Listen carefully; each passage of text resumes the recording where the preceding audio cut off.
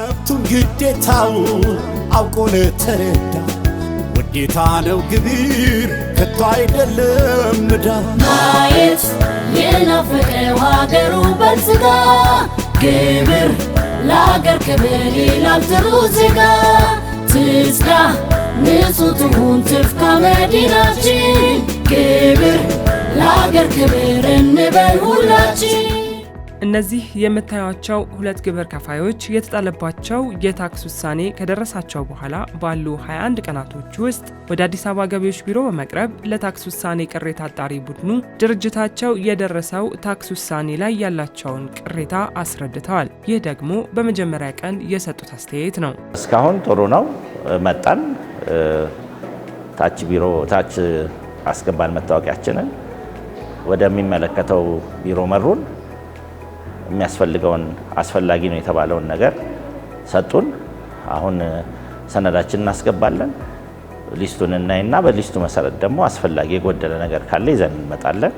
ከዛ እነሱ ደግሞ እንጠራቸዋለን ብለዋል። እንግዲህ ሂደቱን ከዛ እናያለን። ወደዚህ የመጣሁበት ዋናው ምክንያት አካባቢ ልደታ ነው እና የተጣለብን ግብር ትንሽ ከፍተኛ ሆኖ ቅሬታ ስለነበረኝ በዛው ቅርንጫፍ ቅሬታዬን ሳቀርብ የተጣለው ግብር መጠን በዛ ቅርንጫፍ ማኔጅ የሚደረግ ሳይሆን በአዲስ አበባ ዋና ገቢዎች መሄድ አለብሽ ስለተባለ ወደዚህ መጣ። ውሳኔ በእርግጠኛ የምጠብቀው እኔ የምፈልገውን ውሳኔ እንዳገኝ ነው የምጠብቀው። ነገር ግን አንድ ለመንፈስ እረፍት የሰጠኝ ነገር ምንድነው? መጀመሪያም እንዳልኩት የቡድን መሪውና ቡድኑ ጊዜያቸውን ወስደው ያለውን ማስረጃ በትክክል ፈትነው ውጤቱ የሚገባውን እንጂ የማይገባ ነገር አንዲት ሳንቲም እንደማንከፍል ቃል ስለገቡልን እኔ እንግዲህ አሁን ውጤቱን ባላቀውም እንኳን ሙሉ በሙሉ በኮንፊደንስ የሚወጣው ውጤት ትክክለኛ ነው ብዬ ስለማምንበት ውጤቱን ነው የምጠብቀው።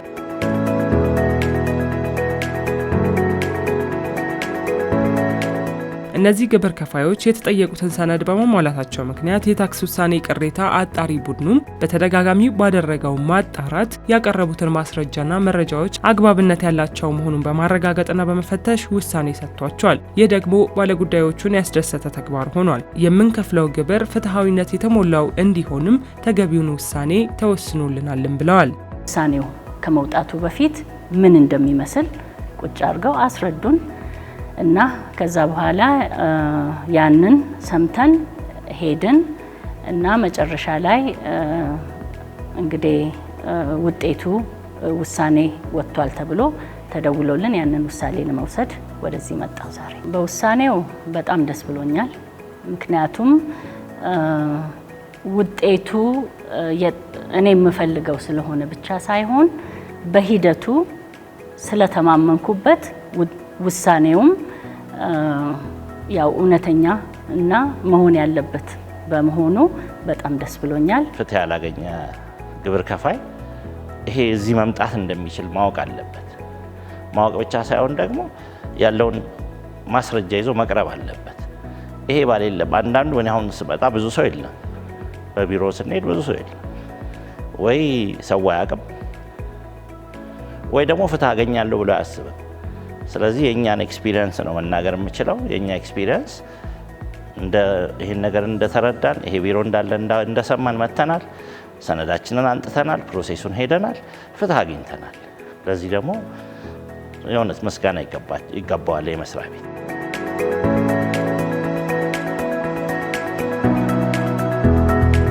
ልክ እንደነዚህ ግብር ከፋዮች ሁሉ በርካታ ቁጥር ያላቸው ግብር ከፋዮች ቢሮውን ይጎበኙታል። ቅሬታቸው የሚፈታበት ሁኔታም እንዳቀረቡት ቅሬታና ይዘውት እንደመጡት ማስረጃ እንዲሁም መረጃ ይወሰናልና ሁሉም እንደ ባለ ታሪኮቻችን ደስተኛ ሆነው ላይመለሱ ይችላሉ። የታክስ ቅሬታ ማለት እንግዲህ በገቢዎች በቢሮ የሚወሰኑ ውሳኔዎች ግብር ከፋዩ አግባብ አይደለም የተወሰነብኝ ውሳኔ በሚለው የሚቀርቡ ቅሬታዎች ናቸው።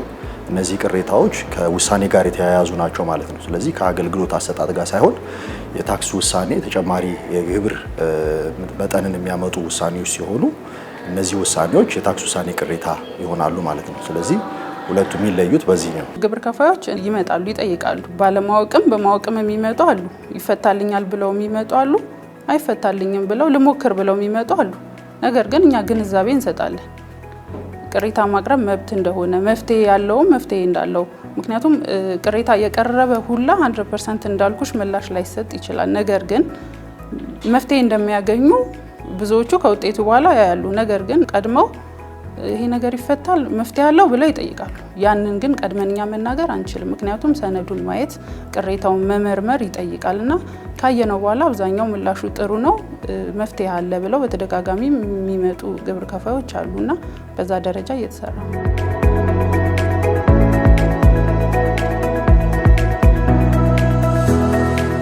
በመጀመሪያ እንደዚህ አይነት ተቋም መኖሩ ወሳኝ ነው። አንደኛ በፕሮፌሽናሎች የተያዘ ነው። በሁለተኛ ስነ ምግባር ያላቸው ሰዎች ናቸው። ሲያስተናግዱም በስርዓት ነው እና በጣም አስፈላጊ ነው። ይሄ አይነት ደግሞ መስሪያ ቤት በግብር ከፋዩና በአስከፋዩ መካከል ባላንስ እንዲኖር ያደርጋል። አገልግሎት አሰጣጡ ጥሩ ነው። ምላሻቸውን በብዛት ጥሩ ነው። ያው 100% ሰው ማስደሰት ላይቻል ይችላል። ምክንያቱም እዚህ ጋር ፍትህ ፈልጎ መጥቶ የሱ መረጃ ደግሞ የቢሮውን የማያሽር ከሆነ የሚጸናበት ሁኔታ ይኖራል። ሁሉም ሰው እንዲቀነስለት ይመጣል። ነገር ግን ላይቀነስ የሚችልበት ደግሞ ሁኔታ ይኖራል። ትክክለኛ ውሳኔ ይሆንና የሚጸናበት ሁኔታ ሊኖር ይችላል። ሁሌ የሚሻሻል ነው ብለን አናስብምና እዛ ላይ ቅር ሊላቸው ይችላል። ነገር ግን ጥሩ አገልግሎት እንሰጣለን። በእኛ ውሳኔ ደግሞ ያልተደሰተ ቀጣይ በይግባኝ ኮሚሽን ቅሬታውን 50% የፍሬ ግብሩን ይዞ መሄድ ይችላል። እዛ ድረስ የተመቻቸ ስለሆነ በዚህ አግባብ እንሰራለን ማለት ነው። ማህበረሰቡ ቅሬታን አይፈታም ብሎ ማመን የለበትም። ቅሬታ በጣም ይፈታል። እሱን ሂደት በጣም ግብር ከፋዩ መረዳት ያለበት ምንድነው፣ ቅሬታ ማቅረብ ሁለት ነገርን ነው የሚይዘው። አንደኛው መብትን ይይዛል፣ ሌላው ደግሞ ግዴታን ያመጣል። ስለዚህ እሱን በምናይበት ጊዜ ግብር ከፋዩ የራሱን ቅሬታ ሊፈታ የሚችለው ራሱ ነው ማለት ነው። ስለዚህ ይዞት የሚቀርበው ማስረጃ ይዞት የሚቀርበው ሰነድ ቅሬታውን ሊፈታ ስለሚችል እሱ ላይ መዘናጋት የለም።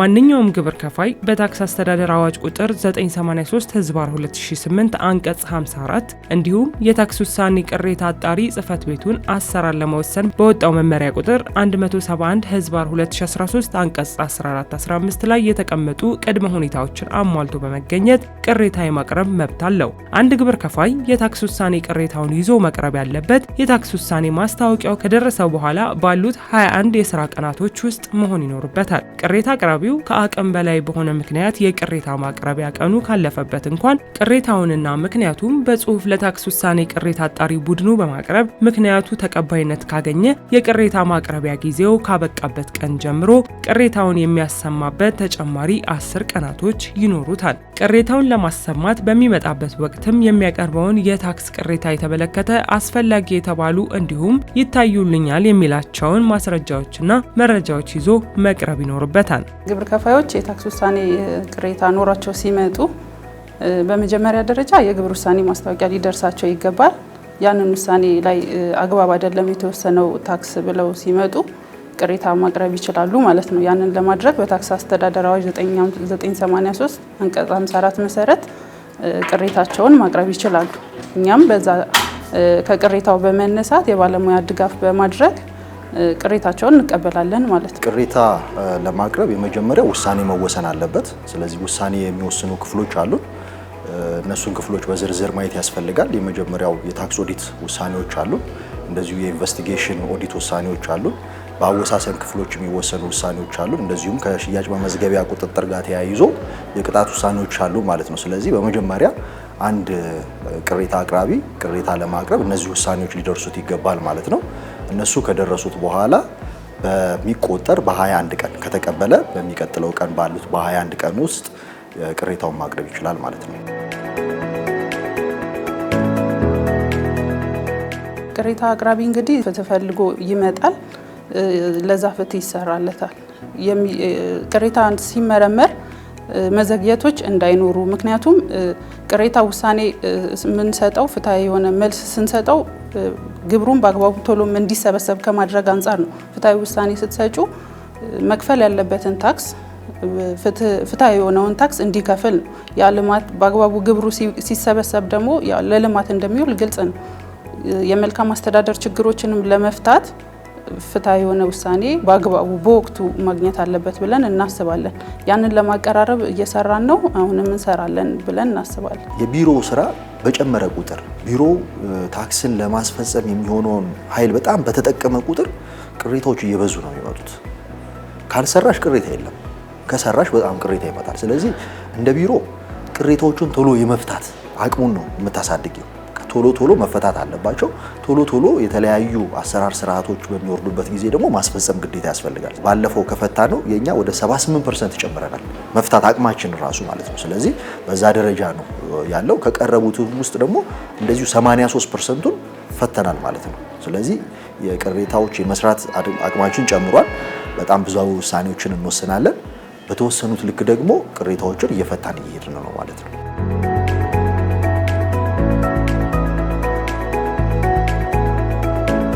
ቅሬታዎችን እንደ ሂደታቸው ነው የምናያቸው። በጣም ሰፋፊ እና የሶስተኛ ወገን መረጃ የሚያስፈልጋቸው ውሳኔዎች የሚሆኑበት ጊዜ አለ። በታክስ አስተዳደር አዋጁ ላይ በጣም ቢበዛ በጣም በትልቁ ከሆነ ወደ 180 ቀንን ነው ሊወስድ የሚችሉት። ከዛ በበለጠ ሊሆን አይችልም ማለት ነው። ስለዚህ እስከ 180 ቀን እንደ ትልቁ ስብስብነቱ። ከዛ ውጭ ግን በተቀመጠ የስታንዳርድ መሰረት በ45 ቀንም በ60 እስከ 90 ቀንም ፈጅቶ ደግሞ የሚያልቁ የታክስ ውሳኔ ቅሬታዎች አሉ ማለት ነው።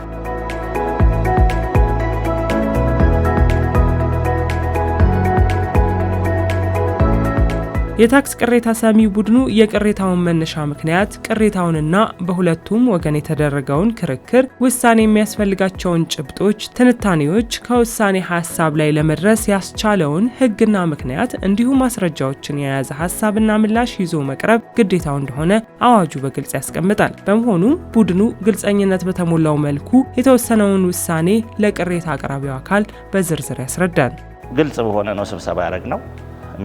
አምጡ ያሉንን ነገር በግልጽ ነው የነገሩን። ኦዲተሩን ባለበት ነው የተነጋገርነው እና ሁሉንም አመሰግናለሁ። በቀናነትና በፕሮፌሽናል ነው የነበረው ሂደት። ያንን ቅሬታ በክፍሉ በኩል ገቢ ሆኖ የመጣውን ቅሬታ የቅሬታ ባለሙያም ተቀብሎ ቅሬታው ላይ ወደ ክርክር ከመሄዱ በፊት ወይም ደግሞ ውሳኔውን የወሰነው አካልና ቅሬታ አቅራቢን በጋራ አስቀምጦ ከማከራከር በፊት ግንዛቤ ሊኖረው ይገባል። የተወሰነው ውሳኔ ላይ እንዲሁም የቀረበውን ሰነድ በመመርመር በጋራ ግንዛቤ በማየት ይቀጥራል ማለት ነው። ለክርክር ወይም ቅሬታውን ለማድመጥ ቀጠሮ ይይዛል። ቀጠሮ ላይ ውሳኔውን የወሰነው ባለሙያ፣ ግብር ከፋይ ቅሬታውን እንዲሁም የተወሰነበትን አግባብ ያስረዳል። ከዛ መነሻ ደግሞ ባለሙያው ቅሬታውን ዲቴይል በጥልቀት ይመረምርና ሕጉን ተከትሎ ማስረጃና መረጃዎችን ተከትሎ በታክስ አስተዳደር አዋጅ መሰረት 983/55 እንዲሁም የቅሬታ አሰራርን ለመወሰን በወጣ መመሪያ 173/2013 መሰረት ፍትሃዊ የሆነ የታክስ የውሳኔ ሀሳብ ያቀርባል ማለት ነው። ቅሬታ አቅራቢው ከመዝገብ ቤት ጀምሮ ሰነዶቹን ካቀረበና በቅሬታ የስራ ክፍሉ ተገቢውን የማጣራትና የክርክር ሂደቶች ከተካሄዱ በኋላ የደረሰበትን የውሳኔ ሀሳብ በማደራጀት የመጨረሻውን የውሳኔ ሀሳብ ለቢሮ ኃላፊ የሚያቀርብ ሲሆን ውሳኔውም በቢሮ ኃላፊው ጸድቆ ይወጣል። ግልጸኝነትን በተመለከተ የኛ ውሳኔዎች ግልጽ ናቸው። በአጠቃላይ በቢሮ የሚሰጡ ውሳኔዎች ታክስ ኦዲትም የኢንቨስቲጌሽንም ኦዲትም እነሱ ጠቅላላ ግብር ከፋዩ ቀጣይ ስቴፕ ቤቱ ጋር መሄድ እንዳለበት በግልጽ የተቀመጡ ናቸው። ይሄ ውሳኔ ከደረሳችሁ በ21 ቀን ውስጥ ቅሬታ መሄድ ትችላላችሁ፣ በ30 ቀን ውስጥ ደግሞ ግብር ይግባኝ መሄድ ትችላላችሁ ብሎ በግልጽ ይቀመጣሉ ማለት ነው። ስለዚህ እነሱን አመላክተው ነው የሚሰጡት። የኛም ደግሞ የመጨረሻ የውሳኔ ሀሳብ ካቀረብን በኋላ ግብር ከፋዩ በእኛ ቅሬታ ቅር ሊሰኝ ይችላል፣ በእኛ ውሳኔ ላይደሰት ይችላል።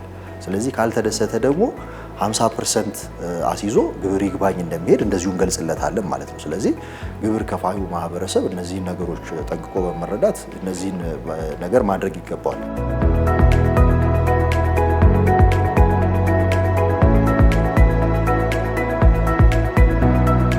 ውሳኔ ስናይ አብዛኛው የውሳኔ አካል የሚሆኑት የባንክ ላይ ገቢ ሆነው የሚገኙ ገንዘቦች ምንጫቸው ያልታወቁ ገንዘቦች ናቸው በሚል የሚወሰኑበት ሁኔታ አለ። እሱ ላይ ግብር ከፋይም ምንጩን ወይም ደግሞ ባንክ ላይ የተገኘውን ትራንዛክሽን የማሳየት ግዴታ ይኖርበታል። አብዛኛው ውሳኔ በባንክ ልዩነቶች ላይ ይወሰናሉ። እንዲሁም ከሂሳብ መዝገብ ወይም ደግሞ ከንግዱ ወጪ በሚሆኑ ገንዘቦች ላይ ይወሰናሉ። እንደዚሁ በተለያየ ወጪዎች ላይ ለምሳሌ የእርጅና ተቀናሾች ላይ፣ የወለድ ወጪዎች ላይ ተጣሉብን፣ ውድቅ ሆኑብን የሚል ቅሬታዎች ይመጣሉ። ለንግዱ ተጠቅመነዋል ነገር ግን ውድቅ ተደርጎብናል የሚሉ የባንክ የብድር ወለድ ወጪዎች ይኖራሉ። ያንን ከህግ አንጻር ማስረጃዎችን በማየት እንወስናለን፣ እናጣራለን። አጣርተን የውሳኔ ሀሳብ እናቀርባለን። ግብር ከፋዮች ባህላዊ ነው የገንዘብ ማኔጅመንት ሲስተማቸው እንዲሁም ምዝገባቸው ትክክለኛ አካውንቲንግ ህጉን ከታክስ ህግ ጋር አጣጥሞ የመሄድ ክፍተት ብዙ ጊዜ ይታያልና እኛም በተቻለ አቅም እሱ ላይ ድጋፍ እናደርጋለን። በቀጣይ እንዲታረም እናደርጋለን። እንደየቅርንጫፍ ጽሕፈት ቤቶቹ ይለያያሉ፣ ግን በብዛት የሚነሱት አሁን ከአወሳሰን ጋር ተያይዞ ግብር ከፋዩ ባለማሳወቁ ምክንያት የሚወሰኑ ውሳኔዎች አሉ። እንደዚሁም ከቀን ገቢ ግምቶቻችን ጋር አንድ የህግ ተገዥነትን ከምንሰራባቸው ስራዎች አንዱ የቀን ገቢ ግምት ነው፣ ፍትሐዊነትን የምናረጋግጥበት። እሱ ሂደት ላይም እንደዚሁ በዛብኝ የሚሉ አሉ። ስለዚህ የነሱ አይነት ውሳኔዎች አሉ። ሌላው በታክስ ኦዲት የሚወሰኑ ውሳኔዎች አሉ። ከባንክ ስቴትመንት ጋር እንደዚሁ የግብር ከፋዩ የገንዘብ አጠቃቀም እንደዚሁም ከሶስተኛ ወገንን መረጃ በማድረግ ያው ገቢዎች ቢሮ ተጨማሪ የሶስተኛ ወገን መረጃዎችን በመሰብሰብ ውሳኔዎችን ይወስናል። ስለዚህ እነዚህ የሶስተኛ ወገን መረጃዎች ትክክል ባለመሆናቸው ወይ ደግሞ ግብር ከፋዩ አይደረሱም ብሎ በመሆኑ ምክንያት የተወሰኑ፣ አንዳንዶቹ ደግሞ ስህተትን በሚሆኑበት ሁኔታ እነዚህ የሶስተኛ ወገን መረጃዎች ይኖራሉ። የባንክ ውሳኔዎች እንደዚሁም ከገንዘብ አጠቃቀም ጋር የሚተያዩ ቅሬታዎች ሰፋ ብለው ይታያሉ። ሌላው ከሐሰተኛ ደረሰኝ ግብይቶች ጋር ተያይዞም የሚመጡ እነዚህ ውሳኔዎች አሉ ማለት ነው።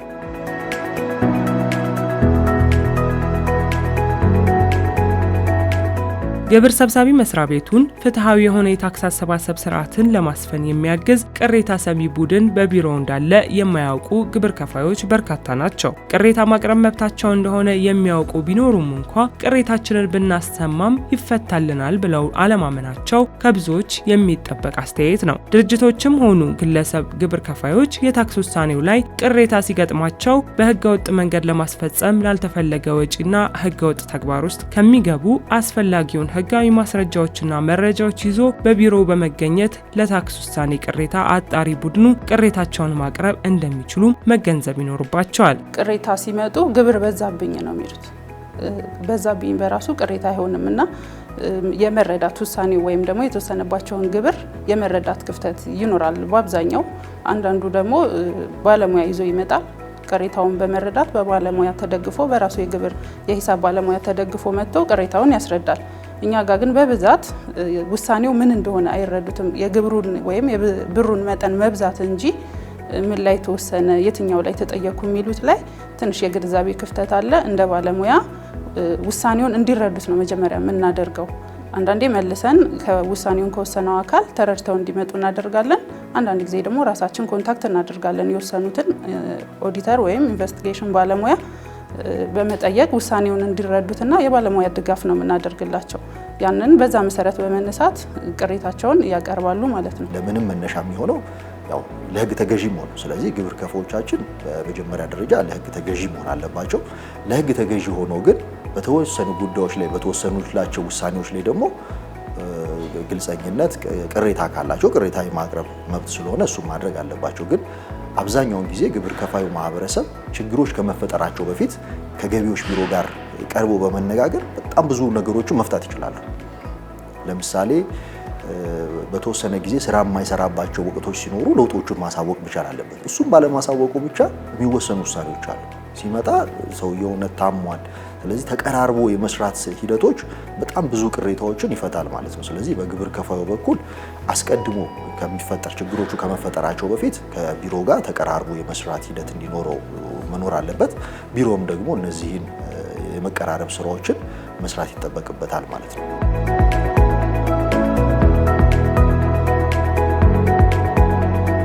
የአዲስ አበባ ገቢዎች ቢሮ የታክስ ቅሬታ አቀራረብና ምላሽ ሂደት ፈጣን እንዲሆን የተለያዩ ዘመናዊ አሰራሮችን እየተከተለ እንደሆነና ቅሬታዎች በአጭር ጊዜ ውስጥ ምላሽ እንዲያገኙ የሚያግዙ ቴክኖሎጂዎችንና አሰራሮችን በመዘርጋት ላይ እንደሆነም ተነግሯል። ግብር ከፋዩ ማህበረሰብ ወደ 18 ጉዳዮች በተደጋጋሚ ግብር ከፋዩና እኛ ጋር ለውሳኔ በጣም አጨቃጫቂ የሆኑ ጉዳዮችን ለይተን እነዛ ጉዳዮች እንዳያጋጥማቸው ግብር ከፋዩ የሂሳብ ባለሙያዎች ምን ማድረግ እንዳለባቸው፣ ምዝገባቸውን እንዴት ማከናወን እንዳለባቸው፣ ተጨማሪ መረጃዎችን እንዴት መያዝ እንዳለባቸው የሚገልጽ በቡክሌት ደረጃ ታትሞ አስተላልፈናል ማለት ነው። ስለዚህ እነዚህ እንዲቀንስ ይደረጋል። በቢሮ ተደጋጋሚ የሆኑ የማስገንዘብ ስራዎች ግብር ከፋዩ እንዲያውቅ የማድረግ ስራ ይጠበቃል ማለት ነው። በቢሮ ደረጃ አሁን እየተሰሩ ያሉ የቅሬታ ድርጅቶች በጣም ታይም እንዳይወስዱ በየሁሉም ብራንች ቅሬታ ይወስዳል ማለት ነው። እዚህ አሁን በዳይሬክተር ደረጃ የሚታዩት የተወሰኑ ናቸው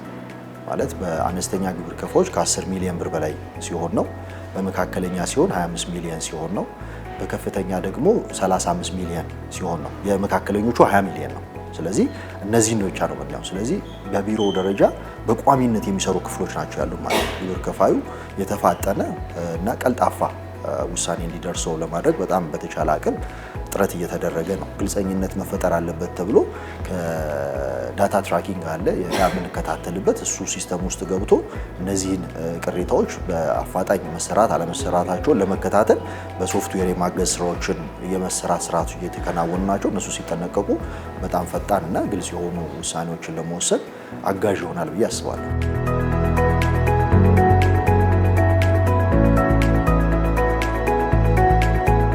ማንኛውም ግብር ከፋይ በታክስ ሂደቱ ላይ ያለውን ቅሬታ የማሰማት መብቱን በመጠቀም ያለውን ቅሬታ ተጨባጭ በሆኑ ማስረጃዎችና መረጃዎች በመደገፍ ቅሬታ የማቅረብ መብቱን ሊጠቀምበት ይገባል። ቢሮውም ተገቢና ፍትሐዊ የሆነ ግብር በመሰብሰብ የሀገሪቱን ልማት ለማፋጠን ያግዘዋል። ሲስተሙ አለ፣ ይሰራል። ስለዚህ እኛ ቅሬታ ብቻ ሳይሆን ቅሬታችን ማስረጃ ያለው መሰረት ያለው በእኛ በኩል ደግሞ እንደ ግለሰብ እንደ ተጠቃሚ እንደ ግብር ከፋይ ግዴታችንን የተወጣን መሆናችንን መጀመሪያ ማረጋገጥ፣ ከዛ በኋላ ግን የተበደልን ከመሰለን ደግሞ ያንን እውነታ ይዘን ለቀጣዩ ክፍል ለሚመለከተው ክፍል ማቅረብ እንደምንችል መሰማት እንደምንችል እንጂ የሄድንበት ቦታ ላይ ሁሉ የሚሰማ የለም የሚባለው እውነት እንዳልሆነ በዚህ አጋጣሚ ተረድቻለሁ። አዋጁ ምን ይላል? ግብር ከፋይ የማስረጃ ጉዳይ ነው፣ የህግ ጉዳይ ነው። ምንድን ነው የጠየቀው? ምንድን ነው የተወሰነበት?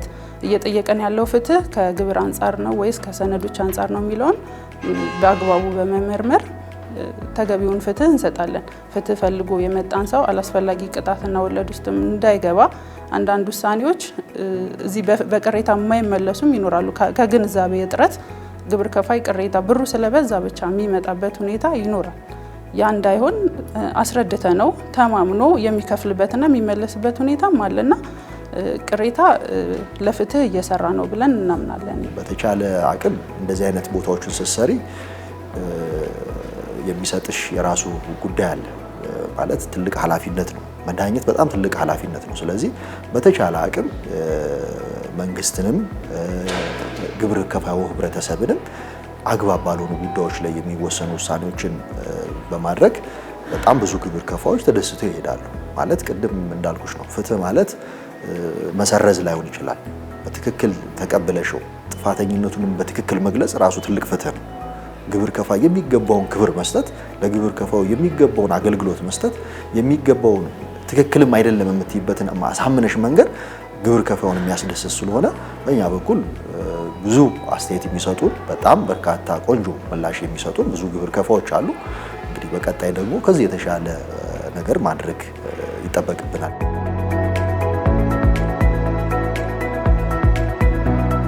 ቅሬታ እንግዲህ በአዋጁ መሰረት ውሳኔው ከደረሰው በ21 ቀን ማቅረብ ይጠበቅበታል።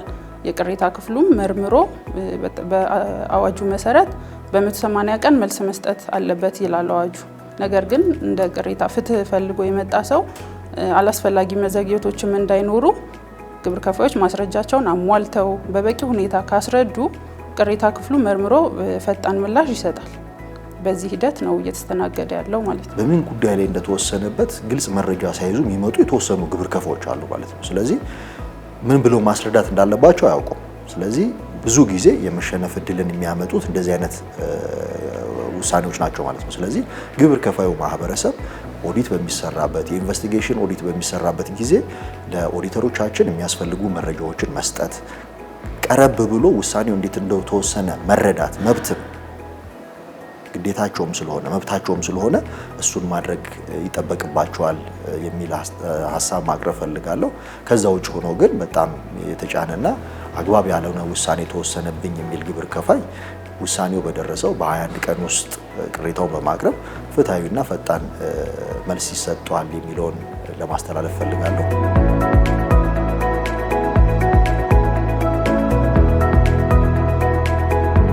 ቅሬታ እንግዲህ መብትም ነው፣ ለአሰራር ነው። ግብር ከፋዮች ፍትሐዊ ታክስን እንዲከፍሉ የተመቻቸ አሰራር ነው።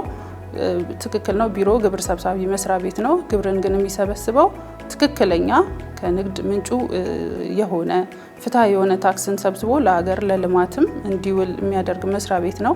በዚህ ላይ አላግባብ ተወስኖብኛል የሚል ግብር ከፋይ ቅሬታውን በየደረጃው በተቋቋመ የቅርንጫፍ ጽሕፈት ቤትም በዋናው መስሪያ ቤት ደረጃ ባሉ የቅሬታ ሰሚ ማምጣትና ማቅረብ ይችላል። ይደመጣል፣ ፍትህ ይሰጣል። ይሄንን ነው ማለት ነው።